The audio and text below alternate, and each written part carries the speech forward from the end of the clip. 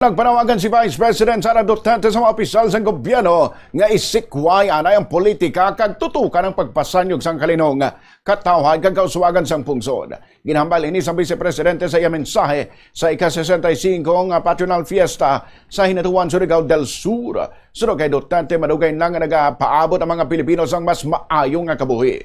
Gani sunod sa iya, dapat unahon sa mga opisyal ang paghatag trabaho para nga buhian kag maayong nga serbisyo sa katawhan. Ginhingi umani ang mga leader sa gobyerno nga idoso ang kalinong kakauswagan para sa kayuhan sang publiko. Ginpanomduman ni Duterte ang mga ginikanan nga padayon nga suportahan ang palangabuhian sila pamilya samtang ginagda naman niya mga pamatanon nga tapuson nila pag-eskwela kag magpabilin nga disiplinado. Kabahin ini sa mensahe ni Duterte samtang paray ng impeachment trial sa iya nga wala man niya personal nga ginatambungan.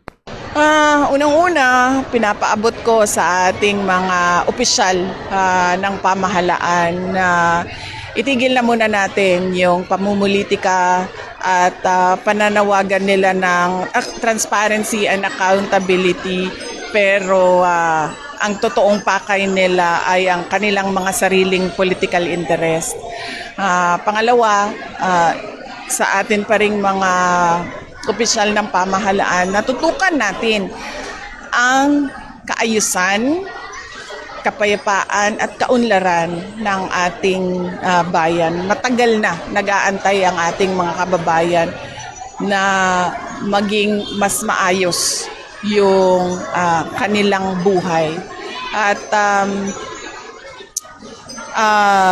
sa ating mga kababayan, huwag tayo mawalan ng pag-asa na merong mangyayaring pagbabago sa ating bayan, at huwag tayong mawalan ng pag-asa sa kakayahan natin na maging isang mayaman na bansa.